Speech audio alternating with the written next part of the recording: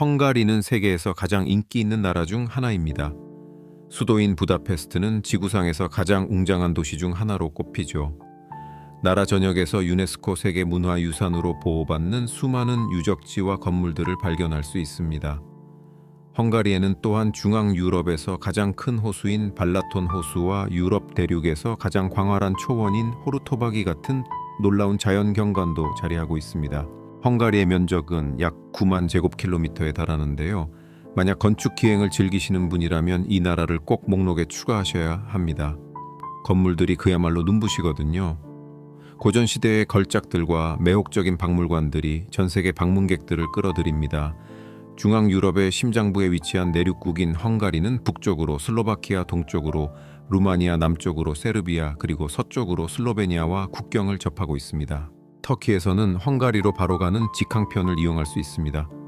헝가리는 유럽연합 EU 회원국이기 때문에 유효한 쉥겐 비자만 있다면 입국 절차는 간단합니다. 하지만 대비는 하셔야 해요. 여름은 기온이 섭씨 35도까지 쉽게 올라갈 정도로 매우 더울 수 있습니다. 반면에 겨울에는 눈이 내리고 꽁꽁 얼어붙는 추위가 찾아오며 종종 영하 10도까지 떨어지기도 합니다. 헝가리를 여행하다 보면 볼에 키스하며 인사하는 방식이 이곳에서는 일반적이지 않다는 것을 금방 깨닫게 되실 겁니다. 특히 이성 간에는 더욱 그렇죠.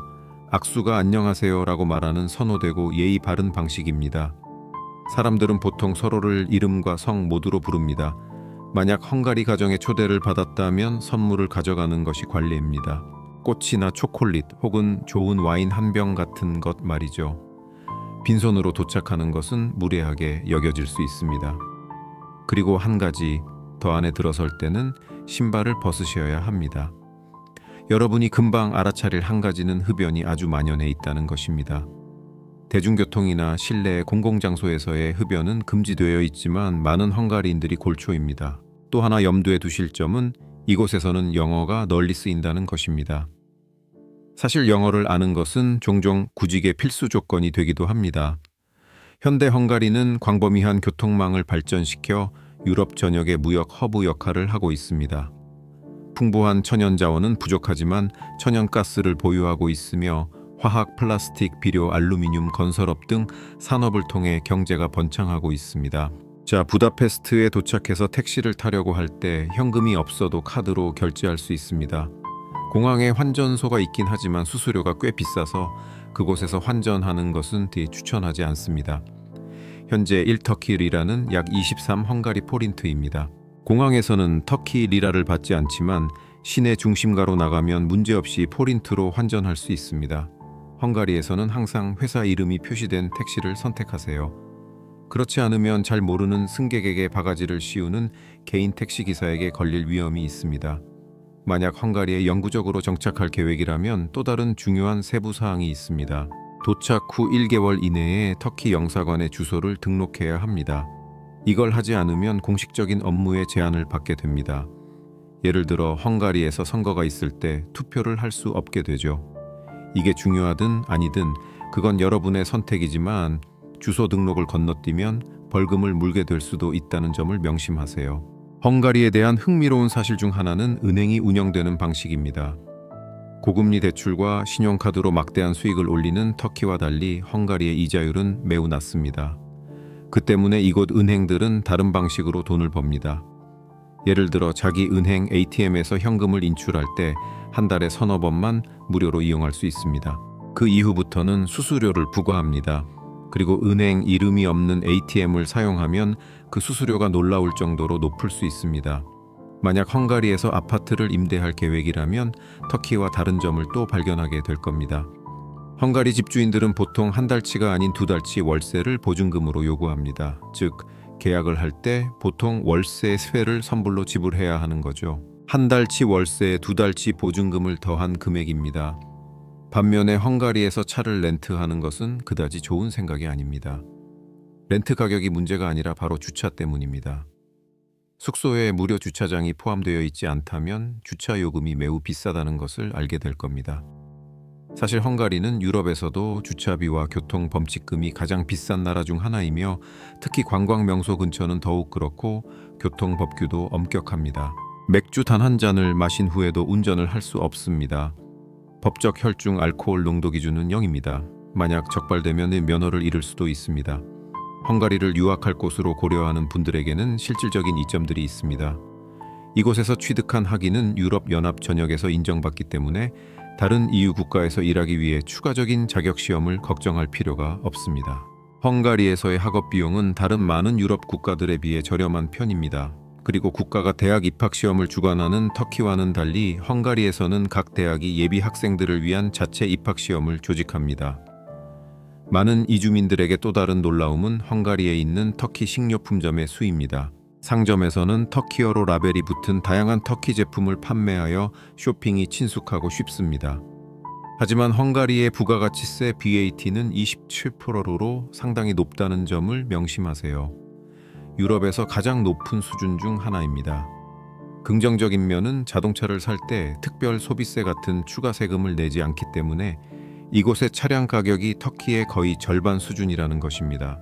헝가리의 의료 시스템 역시 터키와 다소 비슷합니다.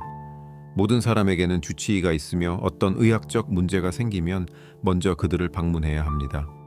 만약 상태가 심각하다면 그들이 당신을 병원으로 연결해 줄 겁니다.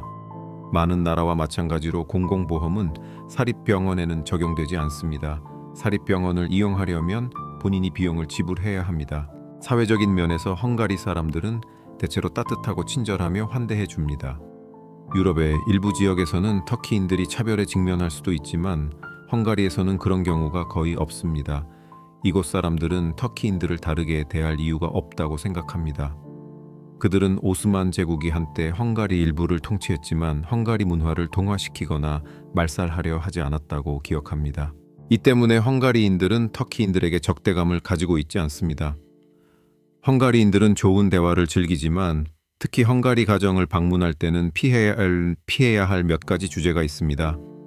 정치와 스포츠는 논란의 여지가 있는 주제로 간주되며 특히 의견이 다를 경우 더욱 그렇습니다. 이곳의 사회생활, 특히 부다페스트에서의 생활은 주로 여러분의 접근 방식에 달려 있습니다. 어떤 사람들은 이 도시에서 작은 마을 같은 느낌이 든다고 말합니다. 이러한 정서는 문화적, 언어적 차이뿐만 아니라 헝가리인들이 때때로 외국인과 친구가 되기를 꺼리는 경향 때문에 어느 정도 일리가 있습니다. 종종 커뮤니티의 모든 사람이 서로를 아는 것처럼 보이기도 합니다. 건배는 많은 나라에서 흔한 관습이지만 헝가리에서는 그들만의 규칙이 있습니다. 겸배를 뜻하는 헝가리어는 에게시에드레입니다. 술 몇 잔 마시고 발음하기엔 좀 어렵죠. 하지만 맥주잔을 부딪히면서는 절대 이 말을 해서는 안 됩니다. 전설에 따르면 1818년 합스부르크 왕가에 맞선 혁명에서 헝가리인들이 패배한 후 오스트리아인들이 맥주로 건배하며 축하했다고 합니다. 그 이후로 헝가리인들은 에일 맥주를 마실 때 에게셰드러라고 말하는 것을 거부해왔습니다. 수도의 대중교통은 트램, 트롤리버스, 일반 버스, 그리고 지하철 시스템을 갖추고 있어 매우 효율적입니다. 비록 일부 차량은 꽤 낡고 닳아 보일 수 있지만요. 한 가지 주요 단점은 탑승하면서 요금을 낼 수 없다는 것입니다. 특정 지하철역의 작은 키오스크에서 10장 또는 20장짜리 티켓 묶음을 판매하며 전기통근자들을 위한 월간 패스도 이용 가능합니다. 매 여정 시작 시 티켓을 반드시 개찰 펀칭해야 합니다. 무작위 검문이 흔하고 티켓을 개찰하지 않은 사람들에게는 벌금이 부과되기 때문입니다. 나라의 수도인 만큼 부다페스트는 작은 마을이나 시골 지역보다 물가가 훨씬 비쌉니다. 더욱이 현지 급여와 비교할 때 부다페스트의 생활비는 꽤 높을 수 있습니다. 부다페스트에서 편안한 라이프 스타일을 즐길 수 있을지 아니면 도시 외곽의 작은 방에서 살게 될지는 상당 부분 여러분의 급여와 개인적인 생활 수준에 달려 있습니다. 부다페스트의 일부 외국인 거주자들은 임대보다는 자신의 아파트나 주택을 구입하는 것을 선호할 수도 있습니다. 다행히도 헝가리는 외국인들이 행정당국 사무소에 구매 허가를 신청하기만 하면 부동산을 소유할 수 있도록 허용하기 때문에 이는 문제가 되지 않습니다. 이제 헝가리의 역사를 간략하게 살펴보겠습니다. 헝가리 민족의 기원은 수천 년 전 중앙 유라시아의 유목민 훈족으로 거슬러 올라간다고 여겨집니다. 이 때문에 역사학자들은 종종 헝가리인과 튀르크 민족 간의 깊은 문화적 유대를 강조합니다. 지금의 헝가리에 정착하기 전에 이 부족들은 중앙아시아의 우랄 산맥과 알타이 산맥 주변에 살았습니다. 그리고 그 당시 그들은 훈족으로 알려져 있었죠. 많은 역사학자들이 헝가리 민족의 위대한 조상으로 여기는 훈족의 아틸라는 터키인들에게도 그들 고대 유산의 일부로 간주됩니다. 오늘날에도 헝가리어와 터키어 이름 사이의 유사점을 발견할 수 있습니다. 예를 들어 헝가리인들은 아틸라를 어틸러, 아틸라라고 부릅니다.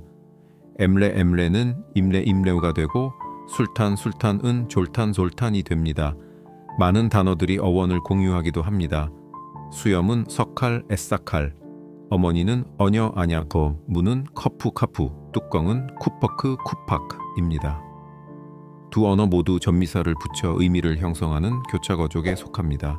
훈족 이후 마자르족이 중앙아시아에서 카르파티아 분지로 이동하여 현지의 켈트족, 루마니아족, 슬라브족, 아바르족을 정복했습니다.